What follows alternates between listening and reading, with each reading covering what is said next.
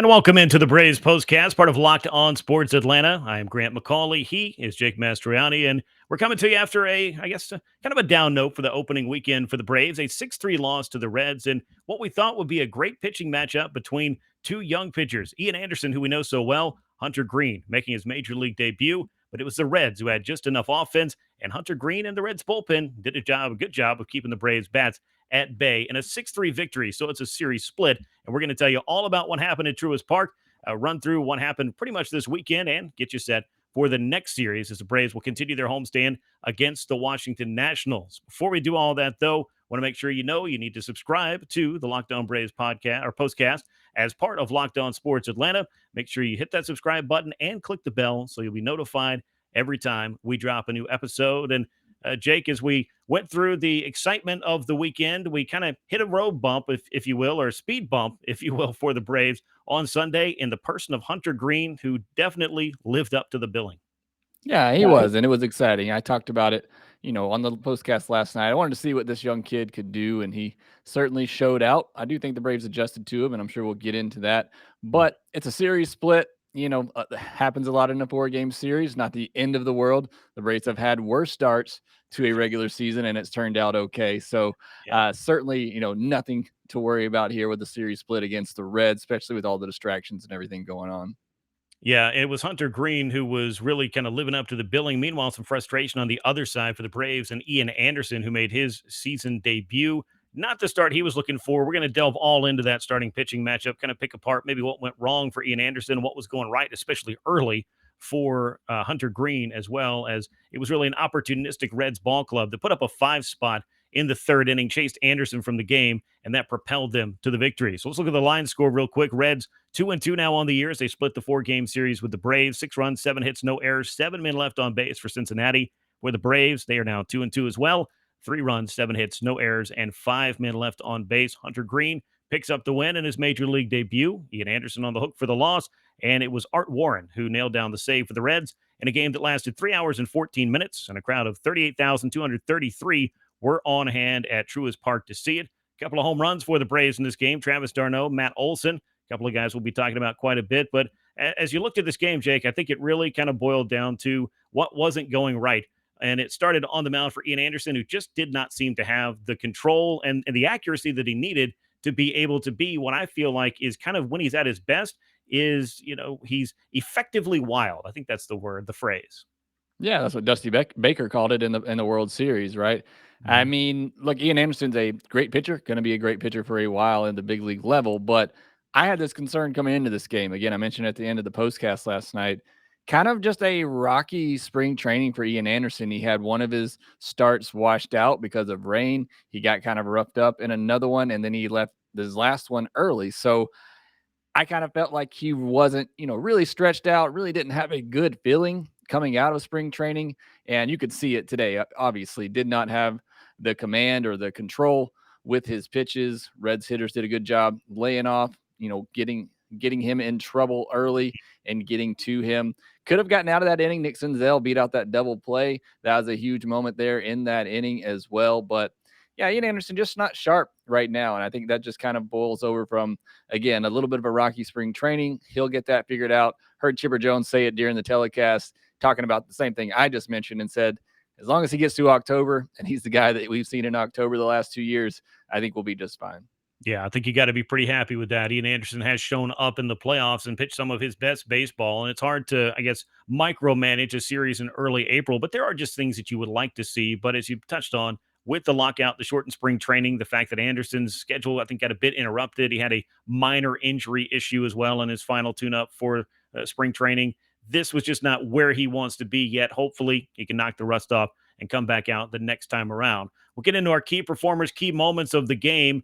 Before we do, though, I want to let you know that the Braves Postcast is sponsored by Built Bar. These are low-calorie, high-protein, high-fiber, low-carb. Replace your candy bars with these. They're better, as a typical candy bar can be anywhere from 200 to 300 calories. But at Built Bar, they're still all about taste, and they figured out a way to make it taste delicious after that. And it's also obviously healthy. So you'll be blown away by what you find at built.com. Check out all the flavors there. Use the promo code LOCKED15 to get 15% off your order. That is built.com. Now, when we talk about somebody being built Hunter Greene springs to mind immediately. 6'5", 230 pounds, an arsenal that stays in the triple digits, Jake. This has not come out throwing hard for a couple of innings and then throttle it back. Hunter Greene was really pumping a high 90s to 100-mile-an-hour fastball at Braves hitters. He really had them off balance the first time through the order.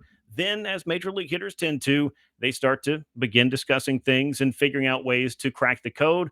But Greene pitched well enough over 5 innings to earn his first major league win, and I was pretty impressed by that arsenal. It's hard not to be. Absolutely. I mean, this is going to be one of the best pitchers, I think, in baseball for a while now. Obviously, he has that kind of track record and pedigree as a prospect. Mhm. And he looked really good. And he had 6 strikeouts the first time through the lineup. And then, as you said, the Braves hitters started to adjust to him and were able to put the bat on the ball and much better approach at the plate, much better swings, as you would expect. But seeing a guy for the first time who is regularly hitting 100, and I was impressed with the command of it as well, Mhm. just putting it on the black, all throughout the game. So, yeah, really impressive kid. I hate that it had to come against the Braves, but I was excited to see what he could do as just a fan of the game. And he was really impressive, and I think he's going to be a really good pitcher for the Reds for a long time. Yeah, there were a few highlights for the Braves. It just wasn't Ian Anderson's day, though. 2 and 2/3 innings, 3 hits, 5 earned runs. The big thing that jumps out to me was the 5 walks. The command just was not there. Only 1 strikeout for Anderson as well. So it appeared that the Reds, he wasn't forcing them to expand their strike zone because he wasn't able to consistently get into the strike zone, get ahead, something that worked so well for Kyle Wright in his start on Saturday. So for Anderson, taking the loss, not getting out of the third inning, Braves bullpen was pretty much able to hold serve. Sean Newcomb was the first man up. A couple of inherited runners left on against Ian Anderson. Those both came across. And like you mentioned, Jake, they were that close, the Braves were, to getting out of that inning with a double play and maybe avoiding that 5 spot. But as the Reds were able to keep the door open, they were able to come in and do the things they needed to do, get the hits they needed to in order to build a big lead. And the Braves offense simply not able to solve Hunter Greene to the extent they needed to, or more to the point, get what they needed to get out of the off of the Reds bullpen in order to climb all the way back into this game. But offensively speaking, another great day for Matt Olson. He had 3 hits. He's 8 for 14 now on the homestand with 3 walks. Jake, first home run as a Brave. If you're into getting on base at about a 650 clip, I think Matt Olson might be your guy. Yeah, I mean, my wife after the game came down and said, "Were you clapping down there?" And I got pumped up with that Matt Olson Yeah. home run, just seeing him get his first one. And I talked about it coming into the year. Just think it's so important for him to get off to a good start. And I don't think you could have predicted this being a much better start than what he has done so far. And I'm just so happy for him, happy for Braves fans to get that first look at him and just hitting the ball hard all over the Mhm. place. I mean, right center, left center. He is just showing you the type of hitter that he is and showing off that power as well. Finally getting that first home run after coming oh so close a couple of times early on in this series. So yeah, again, you couldn't have predicted a better start for Matt Olson as an Atlanta Brave. Yeah, a split of this 4 game series for the Braves. Matt Olson, certainly one of the highlights throughout this homestand thus far, and getting his Braves tenure off to a great start. Travis d'Arnaud, also his first home run of the season. That came against Greene and helped the Braves to appear to climb back in at least a little bit, get something going, some kind of momentum after he was so dominant that first time through the lineup, but it just wasn't to be on this day. We're going to talk about the Washington Nationals who come to town next as the Braves continue their homestand and continue their celebration of their 2021 World Series championship, as it's a championship week, if you will, down at Truist Park. Before we do that, though, I want to tell you about Bet Online, your number one source for all your betting needs and sports info. Find all the latest sports developments, as well as this week's Masters Championship odds, podcast, and reviews for all the different leagues as well. Bet Online is your continued source for all your sports wagering information, including live betting, esports, and scores. That's betonline.net, where the game starts. And Jake, on Monday, it'll be a new series that starts for the Braves.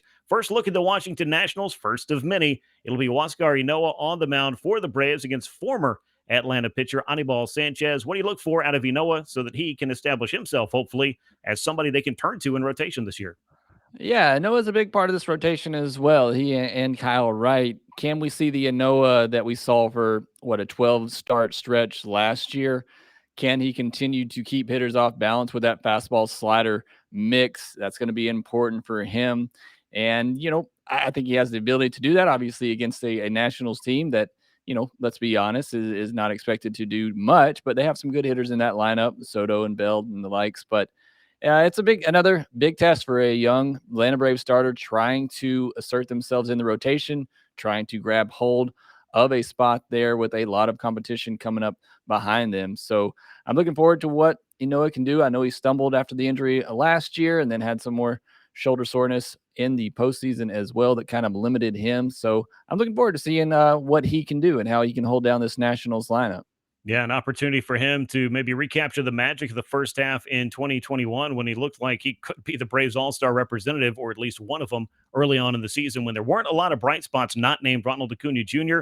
Huascar Ynoa was on the very short list along with Austin Riley. And again, there weren't a whole lot of them in that early portion of the season. It was a shame that he was sidelined for so long with that broken hand. But a new season, a new opportunity. It's Ynoa, it's Anibal Sanchez. It's game one of a three-game series against the Washington Nationals with first pitch set for 7:20 at Truist Park. Thanks as always for joining us here on the Braves Postcast, part of Locked On Sports Atlanta. Make sure you're subscribed and click that bell so you get those notifications each and every time we drop a new episode. Jake, as always, it was great catching up with you, even if the score was not exactly what we or Braves fans would have liked to have seen. Once again, it was the Reds 6 and the Braves 3. Join us tomorrow for another Braves Postcast. So long, everyone.